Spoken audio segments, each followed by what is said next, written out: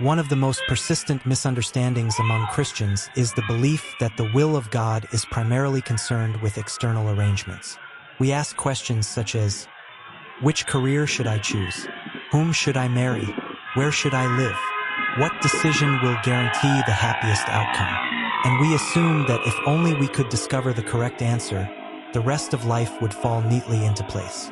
But this, I believe, is to mistake the margins for the center. God's will is not first about arranging the furniture of your life. It is about making a certain kind of person out of you. The external circumstances matter, of course, but they matter chiefly as tools. They are the raw material through which God is working on something far deeper than comfort, success, or even happiness as we commonly define it. Imagine a man who enters a workshop and sees chisels, hammers, saws, and fire. If he judges the work by the noise and disruption, he may conclude that something has gone terribly wrong. Yet the craftsman knows exactly what he is doing. In the same way, when we judge God's will only by how pleasant or unpleasant our circumstances feel, we are looking at the process from the wrong angle. Many people think of God as a kind of divine consultant, someone who gives advice when asked and helps us optimize the life we have already chosen. But God is not interested in improving your plan for yourself. He has a plan of his own. And that plan is not primarily about where you go or what you achieve, but about who you become. This is why two people can live outwardly similar lives and yet move in entirely different spiritual directions. The same success may soften one person and harden another. The same suffering may awaken humility in one and bitterness in another. God's will is not revealed merely in the event itself, but in how that event is used to shape the soul. We often pray, Lord, show me your will, when what we really mean is, Lord, tell me which option will hurt least. But God's chief concern is not the avoidance of pain. It is the formation of character. If his will were simply to make us comfortable, he would be a poor guide indeed, for comfort is a very unreliable teacher. Pain, on the other hand, has an alarming tendency to tell us the truth about ourselves. To ask for God's will, then, is not merely to ask for direction, but for transformation. It is to place oneself not just under God's guidance, but under his craftsmanship. And this is precisely why we resist it. We want God to adjust our circumstances while leaving our inner lives largely untouched. God wants the opposite. Once this misunderstanding is corrected, much confusion falls away. We stop asking why God has allowed certain things as though they were interruptions to his plan. We begin to see that, more often than not, they are the plan. They are the means by which God is patiently, relentlessly forming us into the people he intends us to be. And that person, the one God intends, is far more glorious and far more real than the version of ourselves we are usually trying to protect. Many of us come to God with a modest request. We imagine ourselves as houses in need of minor repairs. A broken window here, a leaking roof there. We ask God to patch us up just enough so that life can continue with minimal disruption. We expect improvement, not transformation. And when God begins his work in earnest, we are often shocked by the scale of it. For God does not merely repair, he rebuilds. At first, his actions seem sensible. He fixes what is obviously broken. He removes habits that harm us, corrects attitudes that cause immediate damage, and restrains impulses that threaten to ruin our lives.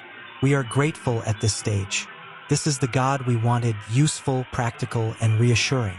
But then something strange happens. God begins knocking down walls we had no intention of moving. He tears out staircases we were quite fond of. He interrupts rooms we believed were perfectly adequate. At this point, we protest. We did not ask for this. We were content with a few improvements, not a complete overhaul. The trouble is that God sees what we do not. He knows that the structure we are trying to preserve cannot support the weight of the life he intends to give us. A few repairs would only delay the inevitable collapse. What is required is not cosmetic change, but a new foundation. This is where many people become disillusioned with faith. They conclude that something has gone wrong, that God has misunderstood their needs, or worse, that he is being unnecessarily harsh. Yet the harshness is only apparent. A surgeon who refuses to operate because the procedure will be painful is not merciful, but negligent. In the same way, a God who refuses to remake us because it hurts would not be loving but indifferent. We often cling to parts of ourselves that feel essential to our identity, our pride, our self-sufficiency, our carefully managed image. God, however, knows that these are not load-bearing truths. They are scaffolding left over from a previous design. To leave them standing would be to trap us in a smaller, weaker version of life. What God is building is not merely a slightly improved human being, but something altogether new. He intends to create a dwelling fit for his own presence. That is why the process feels invasive. You cannot invite a king to live in a shed. If God is to dwell in us, everything must be restructured accordingly. This rebuilding explains why spiritual growth often feels like loss before it feels like gain. Old desires fall away. Former ambitions lose their shine. Certain comforts are removed without replacement, at least not immediately. We mourn what is taken, unaware that it could never coexist with what is coming. And here lies the great misunderstanding. We think God is taking life from us, when in fact he is making room for a greater one. If God's aim were simply to make us nicer or more respectable, repairs would suffice. But his aim is far more ambitious. He intends to make us holy, to shape us into beings capable of love, joy, and freedom as he himself knows them. In the end, we discover that what God has demolished was never truly us. It was only the cramped, fragile house we mistook for a home. What he is building in its place is something we could never have designed, but which we will one day recognize as exactly what we were meant to become. One of the greatest dignities God has given to human beings is also one of the greatest dangers: free will. God does not treat us as clay without consciousness, nor as machines programmed to obey. He treats us as persons capable of choosing, capable of refusing, capable of love.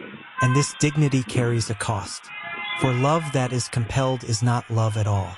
God's desire is not merely that we should behave well, but that we should become good.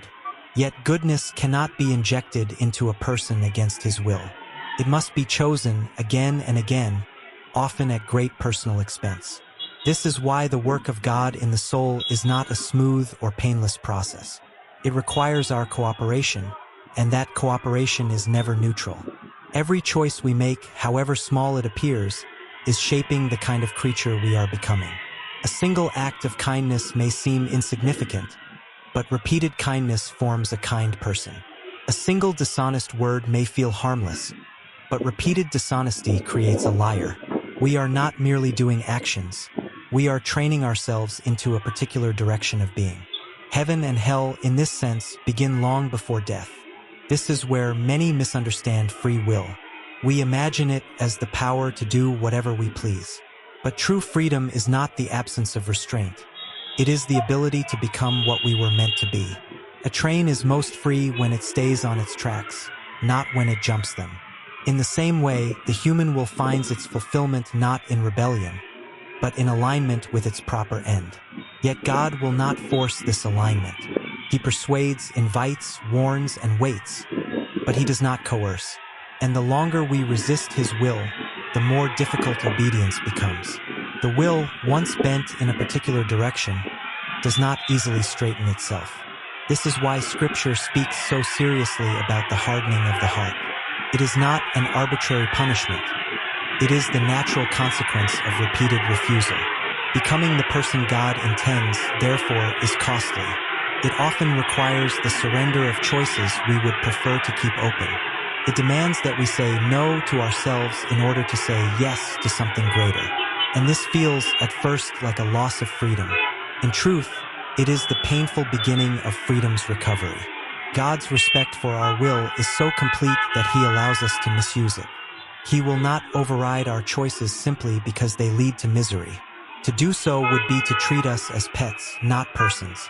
Instead, he allows us to experience the full weight of what we choose, hoping that reality itself will teach what words cannot. And here is the sobering truth. We are always becoming something. There is no static state in the spiritual life. Each day, each hour, We move closer either to the person God intends or to a distorted version of ourselves. The tragedy is not that God demands too much, but that we so often settle for too little. In the end, God's invitation is not merely to behave differently, but to become different, to allow our wills to be gradually reshaped until obedience is no longer a struggle, but a joy. The cost is real, but so is the reward. For when the will is finally aligned with God, it discovers that it has not been destroyed, but fulfilled. Few ideas are more difficult to accept than the claim that suffering can be a gift. We instinctively regard pain as an interruption, an error in the system, something that ought to be removed as quickly as possible. When suffering enters our lives, our first assumption is that something has gone wrong, either with the world, with ourselves, or with God. Yet this assumption rests on a false expectation, that God's chief aim is our immediate comfort. It is not. God's aim is the formation of the soul, and suffering is often the most effective tool in that work. Pleasure whispers to us, pain shouts. It is not cruel for God to use the louder voice when the quieter one has failed. If a child insists on playing in the road, a gentle warning may be ignored. A sharp grab that causes momentary pain may be the very thing that saves his life. We must be careful here. Suffering is not good in itself. It is not something to be admired or pursued, but it can be used, and when it is used by God, it becomes meaningful rather than merely miserable. The same fire that destroys straw purifies gold. The difference lies not in the flame, but in the material it is acting upon. Suffering has a peculiar ability to strip away illusions. When life is comfortable, we are easily deceived about ourselves. We imagine we are patient because nothing tests our patience, humble because nothing threatens our pride, generous because nothing costs us. Pain removes these flattering assumptions. It reveals what is actually there. In doing so, it gives God something real to work with. This is why suffering so often accompanies spiritual growth. It exposes our dependence on things that cannot bear the weight we place upon them: success, security, health, or the approval of others. When these supports collapse, we feel betrayed. In truth, they were never meant to hold us up. Their failure, painful as it is, makes room for a deeper dependence on God Himself. Many people object that a loving God would surely find a gentler method. But gentleness that leaves us unchanged is not love. It is indulgence. A doctor who refuses to cause pain when pain is required for healing does not love his patient. He abandons him. In the same way, God's refusal to spare us from all suffering is not evidence of cruelty, but of commitment. There is also a mystery here we must acknowledge. We do not always see how a particular suffering is shaping us. Some wounds seem only to scar. Some losses appear senseless. Faith, at this point, is not the confidence that we understand God's methods, but the trust that He understands His goal. And that goal is not merely that we should endure suffering, but that we should be transformed through it. God does not waste pain. He bends it, redirects it, and weaves it into the slow construction of a person capable of love, humility, and hope. In the end, suffering teaches us what comfort never could: that we are not self-sufficient, that the world is not our final home, and that the person God is making of us cannot be formed without resistance. The chisel hurts, but it is shaping something eternal. And when the work is finished, we may at last see that the pain we feared was, in strange and quiet ways, the very means of our becoming. At the heart of the Christian life lies a struggle that is both familiar and deeply unsettling: the conflict between the old self and the new. We often imagine this conflict as a battle between good actions and bad ones, but it is far more profound than that. It is not merely about what we do. It is about who we are becoming.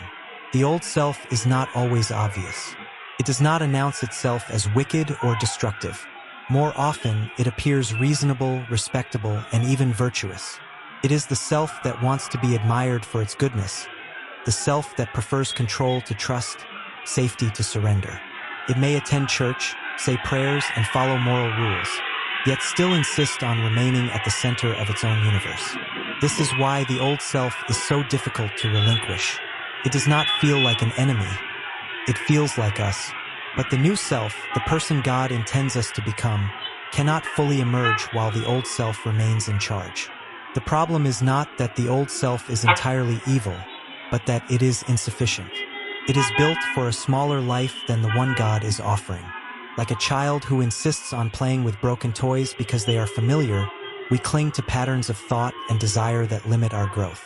Scripture speaks of putting off the old self and putting on the new, but this language can mislead us if we imagine it as a simple exchange. In reality, the transition is slow and often painful. The old self does not die quietly. It resists, negotiates, and disguises itself as wisdom. It warns us that surrender will erase our personality, that obedience will make us less human. Yet the opposite is true. The old self is a distorted version of who we were meant to be, shaped by fear, pride, and misplaced loves. The new self is not an artificial replacement, but a restoration. It is the self we would have been if nothing had gone wrong. God is not interested in turning us into copies of one another. He is intent on freeing each person to become fully and uniquely himself. This is why holiness does not flatten individuality. On the contrary, it sharpens it. As the old self loses its grip, the true self begins to appear. More alive, more honest, more capable of love. We discover that many of the traits we thought essential to our identity were merely defenses. When they fall away, we are not diminished, we are clarified. The difficulty lies in the timing. The old self often collapses before the new one is fully visible. There is a season in which we feel stripped but not yet renewed, emptied but not yet filled.